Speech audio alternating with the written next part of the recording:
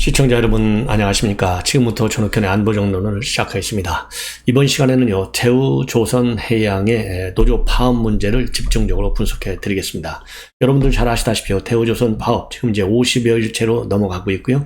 이달 말까지 현재 기준으로 하면은 한 7,100억 원의 손실을 내고 있고, 이달 말까지 하면요 8천억 원의 손실액이 달할 것으로 보이고, 8월 말이 되면 제가 몇 차례 말씀을 드린 대로 1조 원 상당의 손실이 예상되는 어마어마한 이 파업 사태입니다.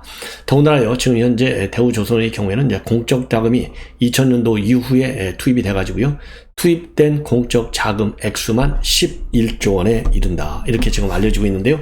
드디어 이 산업은행에서요, 이 극단적인 이 조치를 최종적으로 선언하고 나섰어요. 이 강석훈 산업은행 회장이요, 조금 전 언론 보도를 보면 파산 신청을 하겠다라는 극약 처방을 내놨습니다. 그만큼 노조 이번 협상과 관련해서요, 거의 이 타결 직전까지 갔다가 다시 이제 또 뭘 내들고 있느냐. 지금 사측에서는요, 반드시 손해배상 소송을 제기하겠고, 그리고 이 경찰에서는 파업 주동자를 처벌하겠다. 그래서 이미 7명 지금 주요 이 파업 주동자들이죠. 이 중에 서너 명은요, 현장 체포를 할 계획으로 있어요. 그래서 체포영장은요, 현행범인 경우에는 체포영장 없이 경찰이 체포할 수 있다고 합니다. 그렇기 때문에 현행범이기 때문에 체포가 언제든지 가능한 상태에서 경찰은 경찰대로, 그리고 주은행인 이 산업은행은 산업은행대로 최후의 조치를 지금 선포하고 나섰기 때문에요, 대대적으로 이제 충돌 국면으로 이룰 수밖에 없는데, 지금 보도를 보면 이제 23일날 희망버스가 거제에 집결하게 되어 있어요. 한 70여 개 시민단체에서 희망버스를 보내거든요. 민변을 비롯한 이 좌파 성향의 시민단체들이 총 집결하게 됩니다. 그래서 23일날 이 희망버스가 도착하게 될 경우에는 이 파업을 통제하기가 사실상 굉장히 어려워지는 것 아니겠습니까? 그래서요, 지금 보도에 따르면 내일, 그러니까 이제 22일 날이죠. 내일 금요일 날 D-Day로 삼고 있다. 그래서 본래 이번 파업과 관련해서요, 공권력 투입을 오늘 중으로, 오늘 아니면 어제 투입을 하려고 했었는데 기상관계로 인해서 투입을 못한 것으로 그렇게 알려지고 있거든요. 자, 그래서 이 보도를 보면 경찰과 소방당국에서는요, 오늘 또 여러 차례 실질적으로 이제 경찰 버스까지 한번 들어가보고, 또 이 경찰과 이 소방당국에서 현장 점검도 철저히 하고, 또 에어매트도 깔아보고, 그러다가 이제 또 이 노조를 자극할 것 같아서 에어매트는 바로 회수를 했다고 합니다. 자, 그래서 지금 이제 신호통까지 가지고 있었어요. 인명피해 우려가 있기 때문에 에어매트를 지금 까는 그런 훈련을 하고 있고요. 가상 시나리오까지 전부 다 만들어 가지고요, 이 시나리오에 따른 이 작전을 지금 예행 연습을 하고 있다, 이런 보도까지 나오고 있어요. 그래서 이제 공권력 투입은요, 노조가 끝까지 협상에 합의하지 않을 경우에는 이제 이 공권력 투입은 기정사실로 되어 있는 것 같고요. 그러다 보니까 어제까지만 해도 8개 중대 한 660여 명 정도 투입을 예상했었는데요. 이제는 이 경력을 더 늘려가지고 12개 중대 960여 명으로 경력을 늘리고, 이제 내일 중으로는요, 어마어마한 경력이 이제 동원이 되는데 71개 중대 5,600명 정도가 집결할, 전국에서 말이죠. 그러니까 전국 경찰이요, 내일 옥포 조선소로 간다, 이렇게 생각하시면 돼요. 그리고 토요일 날의 경우에는요, 희망버스 71대니까 40명씩만 하더라도 3,000명이 넘잖아요. 그렇기 때문에 한 3, 4천 명의 이 노조 연대가 현장에서 전개되는 것입니다. 그래서 단순한 수싸움이 아니고요, 이거는 세력 싸움이 아니고 그야말로 이제 공정과 정의, 그리고 상식이 통용되는 노조를 만들기 위해서는 어쩔 수 없는 불가피한 이런 선택이 아닌가, 이렇게 생각이 듭니다. 자, 그래서요, 이게 지금 제가 오늘 나온 여러 뉴스들을 종합해서 간결하게 요약 정리해 드린 계획인데요. 우선 산업은행 입장, 강석훈 산업은행 회장이 조선일보와의 통화에서 밝힌 내용을 보면요, 현재 대우조선이 부실화되어 있기 때문에 11조 원이 넘는 공적 자금을 투입해서 경영 정상화를 추진해 왔는데, 이 불법적인 노조 파업이 계속될 경우에는 별다른 대책이 없다. 기업 파산 절차를 밟는 방안을 적극적으로 검토하고 있다. 그래서 이 얘기는 결국 뭐니까 이제는 국민 혈세, 즉 공적자금 투입을 안 하겠다는 겁니다. 이 법원을 통한 파산 절차를 밟을 수밖에 없는 것이고요. 또 이 회상 절차를 밟는다 하더라도 제후조선이 지금 뭐라고 그럴까요? 이 불법 파업에 볼모로 잡혀 있기 때문에 이러한 대우조선을 인수할 회사가 어디가 있겠느냐는 겁니다. 이대로 가면은 대우조선의 노사는 공면할 수밖에 없는 점, 이 점을 명시해야 된다. 이런 입장을 내놓고 있어요. 그리고 또 정부 고위 관계자도 말이죠. 정부 고위 관계자도 그러니까 이제 강석군 회장이 이렇게 이제 파산 절차를 밟을 수 있다. 지금 하면서 뭐라고 추가적으로 얘기를 했냐면 이런 상태가 계속되면 대우조선의 원리금 상환이 원천적으로 불가능하게 하고 이런 상황에서는 국민의 혈세를 단 1원이라도 추가로 지원할 수가 없다. 그래서 모든 특단의 대책을 강구하겠다라고 밝히고 있어요. 이 특단의 대책이라고 하는 것이 결국은 이 회생 절차를 통한 파산을 검토할 수 있다. 이런 뜻이고, 이런 뜻이라고 이제 정부 고위 관계자가 이제 부수적으로 해석을 내놓고 있고요. 이 얘기는 결국 뭐냐? 미국의 챕터 11 파산의 경우처럼 대우조선에 대한 공적 자금 지원 확 끌어버린다는 겁니다. 그래서 자발적 파산을 하도록 하겠다는 거예요. 지금 참고적으로 이 공적 자금은 2000년도부터 98년도에 대우그룹이 해체된 이후에 2000년부터 공적 자금만 11조 원이 넘게 투입이 됐고요. 최근 10년 사이에 누적 순손실액이 7조 7,446억 원, 거의 뭐 8조에 상당할 정도로 손실이 말이죠. 엄청나게 지금 발생하고 있어요. 자, 그럼에도 불구하고 50여일째 계속해서 파업을 하고 있고, 그리고 또 노조원들은 임금 30% 인상을 요구하고 있어서 지금 현재까지요, 손실액이 7,100억 원이 넘는 그런 상황이라고 합니다. 그런데요, 이렇게 이제 되어 있어요. 그래서 협상이 제대로 타결이 되지 않을 경우에는 내일 경에는 5,600여 명 71개 중대원들이 투입이 된다. 그래서요, 오늘 오후죠. 오늘 오후 2시서부터는, 이 119 구조대원 10여 명이 선박 주변을 살펴봤고, 선박 설계 도면을 보면서 선박 구조, 이 활동, 방향을 현장에서 전부 체크한 것으로 그렇게 되어 있습니다. 그리고요, 에어매트 2개를 설치했고, 이 에어매트, 그리고 나중에는 다시 또 철거하기도 했고요. 119 구급대원들의 얘기를 보면은 공권력 투입과 관련해서 오늘 G부에서 직접 현장에 나와서 현장을 살펴보고 지금 안전 점검을 다시 한번 하고 있다. 그리고요, 이 경찰의 움직임도 굉장히 지금 빨라지고 있는데 전날까지 보이지 않았던 경찰 버스는 결국 일독 안으로 진입을 했고 20여 명 남짓한 경찰들이 수시로 일독, 즉 파업이 벌어지고 있는 일독 게이트하고요, 선박 순찰을 주변하면서 또 회의까지 하는 그런 모습이 전개가 됐습니다. 그리고 오늘 오후 2시 50분쯤에는요, 일독 상공으로 경찰 헬기가 직접 상공에서 주변을 이제 살펴보기도 했다. 이런 보도가 나오고 있어요.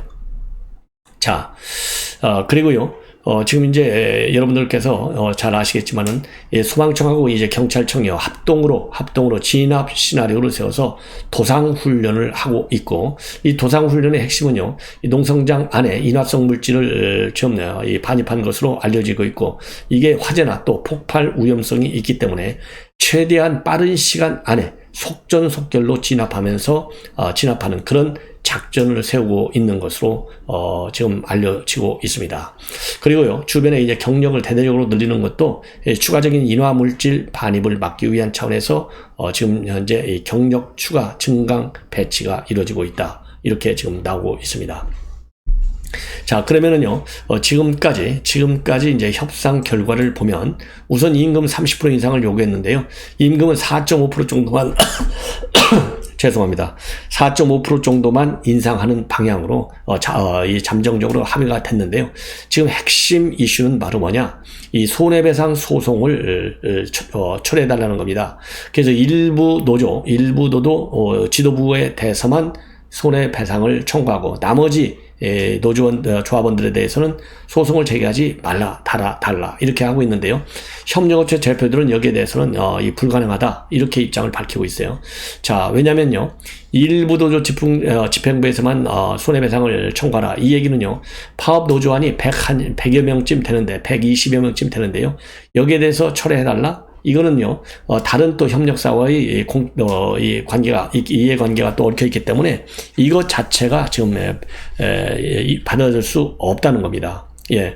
그리고 지금 손실액이 또 너무나 커서, 왜냐하면 7천억 원이 넘는 손해가 발생했기 때문에 이 하청 노조 측의 요구를 받아줄 경우에는요, 대우조선 원청이죠. 대우조선 해양 이 경영진들은 주주들로부터 배임 소송을 당하게 될 우려가 있다는 겁니다. 그리고 또 대우조선 해양에서는요, 일독을 불법 점검하고 있는 조합원들을 상대로 해서 이미 업무 방해 혐의로 고소까지 맞춰 있는 상황이라고 합니다. 그래서요, 지금 하청지회의 부재소 합의 요구는 사실상 받아들일 수가 없다, 이런 지금 분위기라고 합니다. 그래서 어떻게든지요, 이 협력사들마다도 이 의견이 또 달려지고 있고, 협력사 가운데서도 이미 뭐라고 그럴까요? 22곳의 협력사에는 하청주의 조합원들이 최소 1명 이상 포함되어 있는데요. 이 협력업체들 피해가 너무나 크기 때문에 끝까지 손해배상 소송으로 법적 책임을 묻겠다라고 하는 그런 이 분위기가 굉장히 강하다고 합니다. 그래서 이 원청인 대우조선 해양 측 노조는 노조대로, 사측은 사측대로, 또 협력사는 협력사대로 이러한 소를 취하는 문제는 절대적으로 받아들일 수 없다, 굉장히 강경한 입장이라고 합니다. 자, 이러다 보니까 지금 금속노조 노조의 윤장혁 노조위원장은요, 노조가 사실상 거의 다 양보했는데 손해배상마저도 양보하지 않는다면 이거는 선택의 여지가 없다. 이 공권력이 들어오든 말든 간에 민노총과 금속노조는 정권을 상대로 투쟁할 수밖에 없다, 이렇게 강경 투쟁 입장을 선언하고 나섰고요. 또 이 김영수 민노총 금속노조의 이 하청 지회장도요, 하청업체 손해배상 문제가 갑자기 대두되는 거, 이거는 납득할 수 없다. 손해배상은 결국 노동조합과 노조원 개개인의 삶을 파괴하는 것이다. 그래서 받아들일 수 없다. 즉, 이 손해배상 소송을 처리할 수 없다라고 하는 이런 입장은 받아줄 수가 없다. 이렇게 해서 지금 이 사측은 사측대로, 노조 측은 노조대로, 또 협력사는 협력사대로 이 손해배상 소송의 철회 문제에 관해서는요, 굉장히 지금 강경한 입장을 보이고 있어서 협상 타결까지는 상당한 어려움이 있다, 이런 전망이 또 나오고 있고요. 특히 협력사들도 이미 이제 파업을 해서 지금 이제 직원들이 이 잡을 잃은 경우도 많이 있다고 그래요. 그래서 지금 고용 승계 문제까지도 이 하청지회 측에서는 요청하고 있는데, 이 고용 승계 문제도 말이죠, 그렇게 받아주기가 쉽지 않다는 겁니다. 그래서 산 넘어 산에 계속되고 있어서 이 파업이 극적 타결을 이루는 데는 상당한 진통이 예상된다, 이렇게 보여지고 있습니다. 자, 이런 가운데 말이죠, 이 안철수 의원이 오늘 민주당에서 이 대우조선 해양 이 파업과 관련해서 태스크포스를 구성했어요. 그러니까 여기에 지금 민노총한테 민주당 정부, 문재인 정권 꼼짝 못했잖아요. 하수인같이 노는 게 바로 민주당의 문재인 정권 아니었습니까? 그러니까 여기에 대해서 이제 민노총 잘만 하면 정부 여당의 강경한 입장에 대해서, 원칙적인 입장에 대해서 노조가 고개를 숙이는 모양새로 타결될 확률이 높아진다, 이런 판단이 되니까요, 여기에 수저 하나를 더 얹으려고 지금 갖은 노력을 다하고 있어요. 그 중에 맨 먼저 나온 노력이 바로 뭐냐? 바로 TF 구성입니다. 이 TF 구성과 관련해서 이 안철수 의원이 말이죠, 강력히 비판하는 입장문을 내놓았습니다. 뭐라고 내놨느냐? 한마디로 정치 논리로 어설프게 개입을 해서 이 갈등을 심화시키지 말아라. 그래서 지금 해결책을 제시하기보다는 민주당은 자꾸 꼬이게 만들어가지고 지금 일을 어렵게 하고 있다. 그래서 이제 와서야 조선업 문제 해결 쇼를 시연하고 있는데, 문재인 정부 5년간 수수방관하고 방 채우지 않았느냐, 이런 모순된 행태는 더 이상 하지 말아라. 더군다나 글로벌 경제 위기 때문에 각국이 사력을 다해서 극복하려고 하고 있고, 우리 대한민국의 경우에는 경제를 견인하는 큰 축의 하나가 바로 조선업인데, 이러한 위기를 극복하는 그리고 이제 겨우 회복하는 단계에 와 있는데 이거를 갖다가 장기 파업을 해서 직경탄을 지금 맞는 형국 아니냐. 여기에 대해서는 민주당이 다 책임이 있다. 이러한 입장을 내놓고 있고요. 자, 이 파업 참여 인원 겨우 120명밖에 안 되는데 이 120명이 그야말로 이 협력업체 폐업 등 대우조선과 직간접적으로 관련된 10만여 명의 생존권을 박탈하는 이러한 모순적 상황이 이루어지고 있는 점을 강력히 비판하고 있어요.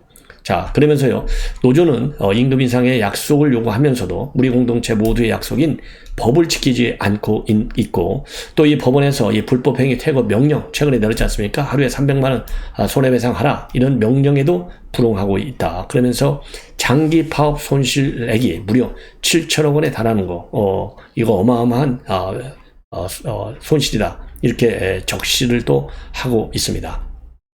자, 그러면서요, 어떻게 됐든지 간에 정부가 노상한 대화와 타협을 통한 사태 해결을 위해 적극 노력하고 있다는 희망적 소식이 들리기도 하는데, 이 무책임한 민주당 다 된 밥에 재를 뿌리면서 숟가락을 얹기 시작했고, 민주당은 지금이라도 이러한 무책임하고 무분별한 개입을 자제하라. 조선 산업을 민의 산업으로 발전시켜 나가기 위해서는 산업 논리로 접근해야지 정치 논리로 갈등을 심화시켜서는 절대 안 된다. 그리고 현업 복귀를 원하는 조합원들과 생존권이 달린 10만 명의 직원, 그리고 거제 시민들, 그리고 경제 위기를 걱정하는 국민들을 위해서 하루빨리 국회가 머리를 맞대고 생산적이고 미래지향적인 해법을 찾아야 한다라고 덧붙이고 있는데요. 이 안철수 의원, 지금 아주 유력한 당 대표주자고요. 여러분들께서 다 아시다시피 전 윤석열 정부의 인수위원장까지 맡았기 때문에요. 그야말로 윤석열 정부의 성공, 그리고 윤석열 정부의 개혁 과제 중에 가장 큰 과제 중에 하나가 바로 노동, 교육, 연금 아니겠습니까? 그래서 이 노동 개혁이 지금 맨 먼저 실험대에 올라와 있어요. 그러한 이 안철수 의원의 그동안의 이제 행적을 보면 당연히 이러한 대우조선 해양의 파업에 대해서 이러한 무거운 입장을 내놓는 것은 시기적으로 상당히 적절하고요. 그리고 내용 자체도 민주당이 그렇게 무능력했던 민주당이 이번 사태에 개입해서 뭔가 쇼를 하려고 한다는 거, 그야말로 다 된 밥에 재를 뿌리면서 숟가락 얹으려고 하는 아주 정말 좋은 표현인 것 같습니다. 자, 이제 마지막으로요, 노조 파업은 아니지만 상당히 중요한 JTBC의 오보 사태가 지금 벌어지고 있습니다. 어떤 오보냐? 이미 JTBC 보도가요, 핵심은 뭡니까? 이 권성동 지금 직무대행의 사촌 업체에 대해서 강릉시가 일감 몰아주기 특혜를 주었다. 이런 지금 보도를 하고 있어요. 자, JTBC. 그런데요, 이러한 JTBC 보도 내용은 이미 뉴스타파가요, 2달 전에 보도를 했는데요, 워낙 근거가 없는 가짜 뉴스이기 때문에 어떤 언론도 이거를 받아쓰지 않았는데, JTBC가 오늘 느닷없이 단독이라는 타이틀을 가지고 거의 똑같은 내용을 보도했는데 이거야말로 용납할 수가 없다. 그래서 강력한 소송, 즉 법적 대응을 하겠다라는 입장을 우리 국민의힘의 당 미디어국에서 입장을 내놨습니다. 그래서 이러한 JTBC 보도야말로 이 근거 없는 의혹을 제기해서 국민의힘이라고 하는 이 당 이미지도 실추시키고, 그리고 또 요즘 이제 권성동 직무대행에 대한 논란들이 많지 않습니까? 이런데 편승해서 이런 악의적인 보도를 해서 뭐라고 그럴까요? 이 권성동 의원에 대해서도 흠집을 만들고, 또 국민의힘에 대해서도 흠집을 만들고, 또 이 권성동 대통령의 최측근 중에 한 명 아니겠습니까? 그럼으로써 윤석열 대통령에 대한 이미지에도 손상을 주려는 악의적 왜곡 보도가 아니냐. 그래서요, 이번 사태를 보도한 JTBC 기자를 상대해서 1억 원 상당의 민사상 손해배상을 청구하고, 또 재인용 기사에 대해서도요, 동일한 조치를 할 계획이다. 그리고요, 사촌 동생도 별도의 손해배상 청구에 나설 예정으로 있다. 이렇게 밝히고 있습니다. 자, 그러면서요, 이번 JTBC의 이런 보도 내용이라고 하는 것은 결국은 행안부의 감찰보고서 내용을 직무대행과, 즉 권성동 의원과 연결시켜가지고 이 국민의힘과 권 대행의 명예를 심각하게 훼손시킨 경강부의 전형이다. 이렇게 보도를 하고 있습니다. 그러면서요, 이 권대행의 집안은 오랫동안 강릉에서 기반을 잘 다지며 살아왔고, 총 60여 명에 달하는 사촌 동생들의 생계 관련 활동을 아무런 근거 없이 이 권성동 직무대행과 연관시키는 것은 이거는 무책임한 보도 행태다. 이렇게 비판하고 있습니다. 참고적으로 이 사촌 동생은 이 조명업체를 운영하고 있는데 이 조명업체에 강릉시가 수의계약을 통해서 일감을 몰아줬다. 이런 의혹을 제기한 것이고요. 출처로는 김두관 의원실을 인용해서 보도하고 있습니다. 그래서 우리 국민에서 어차피 이 법률적 대응을 하기로 했으면요.